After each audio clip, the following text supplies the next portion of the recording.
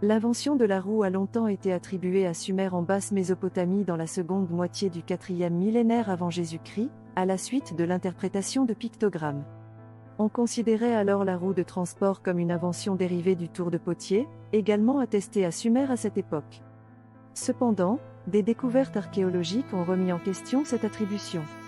Voici quelques éléments sur l'origine de la roue: traces antérieures, des traces de roues, des représentations de roues, des modèles réduits de roues et même des vestiges de roues elles-mêmes ont été découverts en Europe et au Proche-Orient vers la fin du Néolithique.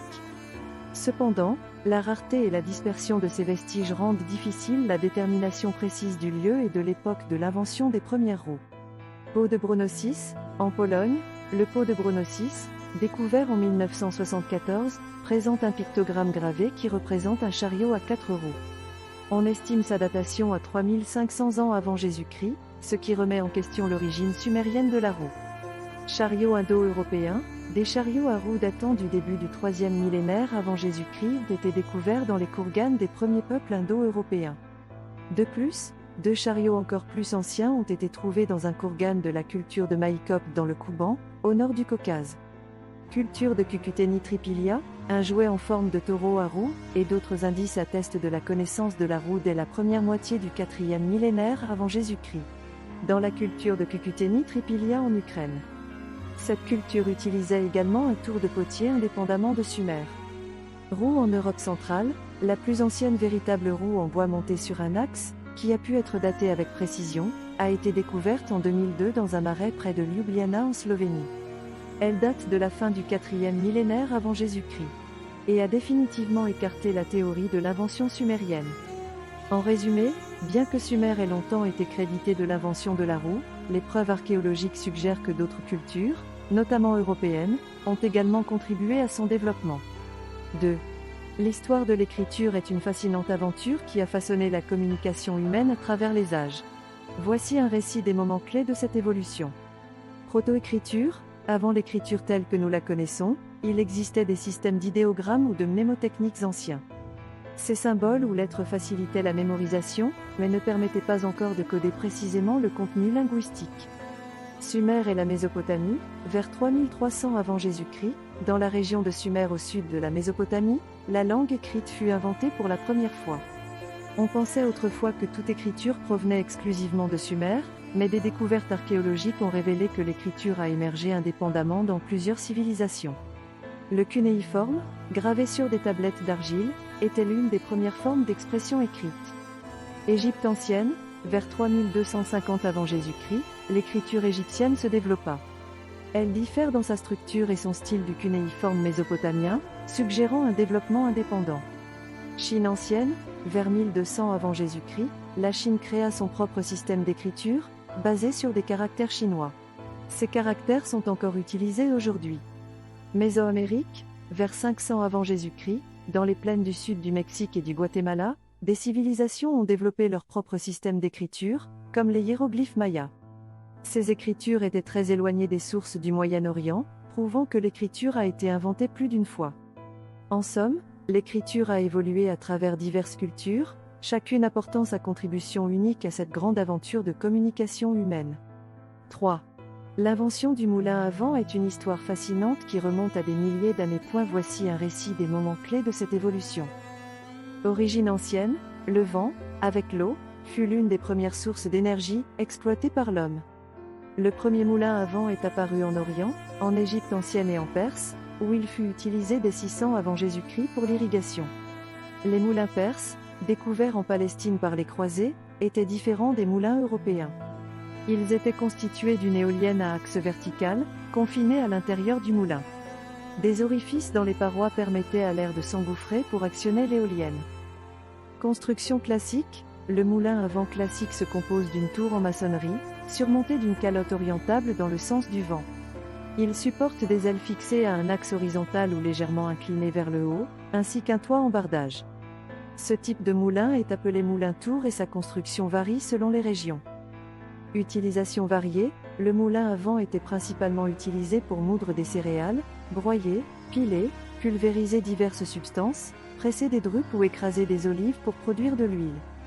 Il a également servi à actionner des pompes pour l'irrigation ou pour assécher les polders, ainsi qu'à alimenter des scieries à vent. Abandonné dans les pays développés avec l'avènement de l'électricité, il est l'ancêtre de l'éolienne moderne.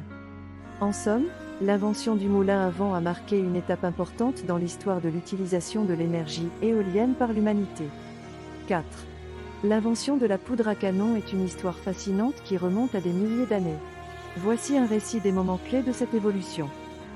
Origine ancienne, la poudre à canon, également appelée poudre noire, est le premier explosif chimique découvert par l'humanité. Avant sa création, diverses munitions incendiaires étaient utilisées, dont le célèbre feu grégeois. Certaines sources historiques situent l'invention de la poudre noire durant la dynastie Han, 206 avant Jésus-Christ à 220 après Jésus-Christ. Des traces écrites suggèrent qu'un alchimiste nommé Wei Boyang aurait exploré les propriétés de ce mélange et ses applications. Les composants de la poudre, soufre et salpêtre, étaient déjà utilisés comme remède à cette époque. Le médecin alchimiste Sun Simiao de la dynastie Tang, 618-907, décrivit également comment il avait obtenu un mélange explosif en cherchant à confectionner l'élixir d'immortalité. Il recommanda de ne pas mélanger ces substances, car leurs expériences avaient entraîné des explosions et des barbes noircies. Manuscrits du XIIIe siècle, la Bibliothèque nationale possède plusieurs manuscrits du XIIIe siècle fournissant diverses recettes de poudre à canon à base de préparation du salpêtre. Cependant, c'est au moine franciscain chimiste allemand Berthold Schwarz, 1318-1384, que revient la paternité de la recette européenne de la poudre à canon. En somme, la poudre à canon a joué un rôle crucial dans l'histoire militaire et technologique, ouvrant la voie à de nombreuses autres découvertes explosives au fil du temps. 5. La boussole est un instrument de navigation constitué d'une aiguille magnétisée qui s'aligne sur le champ magnétique de la Terre. Elle indique ainsi le nord magnétique, à distinguer du pôle nord géographique. L'invention de la boussole remonte à plusieurs époques et cultures. Voici quelques points clés. Chine antique, bien que les Européens revendiquent parfois l'invention de la boussole, ce sont les Chinois qui l'ont inventée entre le IIIe et le 1er siècle avant Jésus-Christ. Selon les écrits, l'empereur Huangti aurait été à l'origine de cette découverte. Europe médiévale, en Europe, l'invention de la boussole est souvent attribuée à un amalfitain nommé Flavio Giora au début du XIVe siècle, vers 1300 ou 1302. Cependant, il est important de noter que des boussoles étaient déjà utilisées par les navigateurs européens avant cette période. Le nom de Flavio Giora résulte d'une série de déformations et de mauvaises lectures de divers textes. En somme, la boussole a joué un rôle essentiel dans la navigation, permettant aux marins et explorateurs de s'orienter avec précision sur les mers et les terres inconnues. Elle reste un outil fondamental pour la navigation terrestre et maritime, ainsi que pour l'aéronautique. 6. Le charca est un dispositif utilisé pour filer du fil à partir de fibres. Le charca a été inventé bien avant Gandhi. Des preuves anciennes révèlent son utilisation à Bagdad, vers 1200 de notre ère, d'où il aurait pu arriver en Inde et en Chine. Le mot charca trouve son origine dans le mot persan charq. Avant la révolution industrielle, il était essentiel pour l'industrie textile du coton. Le charca a acheté les bases de machines ultérieures telles que la machine à filer et le métier à filer, qui ont remplacé le rouet pendant la révolution industrielle. Mahatma Gandhi a ingénieusement déployé le charca comme un outil important d'émancipation politique. Il l'a utilisé comme métaphore de l'ancienne éthique du travail et comme symbole de la réaction économique et sociale à la domination britannique. Le charca est devenu non seulement un symbole de la révolution, mais aussi synonyme du pouvoir de l'autonomie, de la persévérance et de la détermination. Depuis lors, le charca a initié un bouleversement et marqué la voie du progrès pour l'industrie indienne de la filature. En prison, Gandhi a tissé du fil sur son charca, encourageant ainsi l'indépendance économique de l'Inde en fabriquant des vêtements localement et en réduisant la dépendance au textile britannique. Le charca, à la fois outil et symbole, a joué un rôle crucial dans le mouvement indépendantiste indien. 7. Le dôme pendentif est un élément architectural qui ressemble à la moitié supérieure creuse d'une sphère. Voici quelques informations sur son histoire et sa signification. Étymologie, le mot anglais dôme dérive du latin domus qui signifie maison. À travers la Renaissance, il a été utilisé pour désigner une maison vénérée, comme une maison de Dieu, indépendamment de la forme de son toit. Le terme français dosme a acquis la signification d'une voûte de coupole vers 1660. Les pendentifs ont remplacé la technique du squinch. Ils sont des sections triangulaires d'une sphère, reliant les angles d'une baie carrée à la base circulaire d'un dôme. Histoire: les premiers dômes pendants en pierre sont connus à partir d'un bain du 1er siècle avant Jésus-Christ à Pétra. Les Scythes ont également construit des tombes en forme de dôme, tout comme certaines tribus germaniques en forme de paraboloïde. Dans le bassin sarrois du nord de l'Europe, la forme en dôme était utilisée dans la construction en bois. L'architecture ottomane a largement utilisé le dôme pendentif pendant près de 2 siècles après 1300. La forme du dôme byzantin a été adoptée et développée plus avant dans tout l'Empire. En somme, les dômes pendants ont une longue lignée architecturale et ont été construits avec divers matériaux au fil du temps, symbolisant des traditions mortuaires, célestes et gouvernementales. 8. L'histoire de l'imprimerie s'étend sur des milliers d'années, depuis les premières formes d'impression jusqu'à nos jours. Voici les points marquants de cette évolution. Écriture et support matériel. Visage mal à les histoires de l'imprimerie est étroitement liée à l'évolution de l'écriture et de ses supports matériels. Les premières copies de documents étaient produites par des moines copistes, qui recopiaient méthodiquement les ouvrages à la main. Entre 300 et 600 après Jésus-Christ, les Chinois pratiquaient la xylographie, une technique plus productive.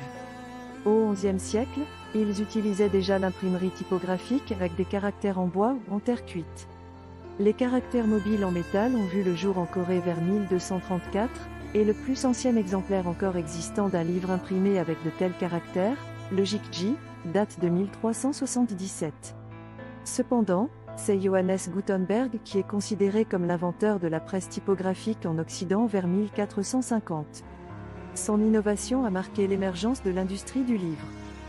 Avancée ultérieure, Visage mal à les imprimeries a continué d'évoluer avec des inventions telles que l'imprimerie rotative et la lithographie à la fin du XVIIIe siècle.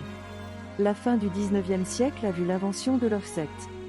Au XXe siècle, de nombreuses avancées ont été réalisées avec l'évolution rapide des procédés d'impression. L'ère numérique a également apporté l'invention de l'imprimante. Plus récemment, l'impression 3D au début du XXIe siècle a marqué un tournant dans l'histoire de cette technique. 9. L'invention de la lunette astronomique n'est pas précisément attribuée à une seule personne. Cependant, voici quelques éléments historiques intéressants. Origine: les premiers exemplaires de lunettes astronomiques ont été explicitement décrits en Italie vers 1590 ou dans le nord de l'Europe, Pays-Bas, vers 1608. Le principe de combiner lentilles convexes et concaves pour améliorer la vision était déjà connu depuis l'Antiquité. Giambattista della Porta mentionne ce principe dans son ouvrage La magie naturelle en 1589. Il évoque l'utilisation de lentilles concaves pour voir les objets lointains clairement et de lentilles convexes pour les objets proches. Cependant, rien ne prouve que Della Porta ait fabriqué une lunette grossissante.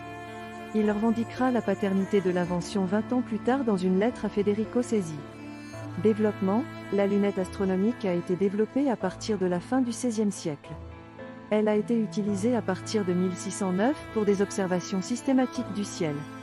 Les premiers instruments fonctionnels sont probablement apparus au début du XVIIe siècle. Plusieurs personnes ont contribué à son développement. Hans Lippershey a réalisé la première démonstration concrète d'une lunette d'approche avec un grossissement de 3 à la fin de septembre 1608. Zacharias Janssen aurait fabriqué un modèle dès 1604 d'après un modèle rudimentaire italien de 1590. Jacob Metius, soutenu par Descartes, a également joué un rôle dans l'avancée de cette invention. En somme, bien que la lunette astronomique porte le nom de Galilée, l'inventeur de la première version, nommée la lunette d'approche, est en réalité l'opticien lunetier hollandais Hans Lippershey. Cette invention a marqué un tournant majeur dans l'observation du ciel et a ouvert la voie à de nombreuses découvertes astronomiques. 10. La machine à vapeur est un moteur à combustion externe qui transforme l'énergie thermique de la vapeur d'eau, produite par une ou des chaudières, en énergie mécanique. Les évolutions les plus significatives de cette invention datent du XVIIIe siècle. Antiquité: Héron d'Alexandrie conçut et construisit au 1er siècle son néolipile, considéré comme un jouet en raison de sa faible puissance, mais qui était néanmoins un moteur à vapeur à réaction. 17e siècle, l'idée d'utiliser la puissance de la vapeur d'eau réapparut. En 1601, Giambattista della Porta améliora l'utilisation de la force d'expansion de la vapeur. En 1606, Geronimo de Heian y Beaumont en Espagne utilisa la vapeur pour propulser un fluide dans une buse en flot continu. En 1615, le Français Salomon de Causse décrivit une pompe capable de chasser l'eau d'un récipient. En 1629, Giovanni Branca suggéra l'idée de moulin mus par la vapeur. En 1663, le marquis de Worcester améliora le projet de Causse en équipant la chambre à vapeur d'un condenseur. En 1668, le jésuite flamand Ferdinand Verbiest décrivit le premier véhicule terrestre mu par un jet de vapeur et une roue à aube. La machine à vapeur a joué un rôle majeur lors de la révolution industrielle, devenant la première source d'énergie mécanique maîtrisée par l'homme. Au XXe siècle, elle fut supplantée par la turbine à vapeur, le moteur électrique et le moteur à combustion interne pour fournir de l'énergie mécanique. Ces inventions ont façonné notre monde et ont eu un impact durable sur la civilisation humaine.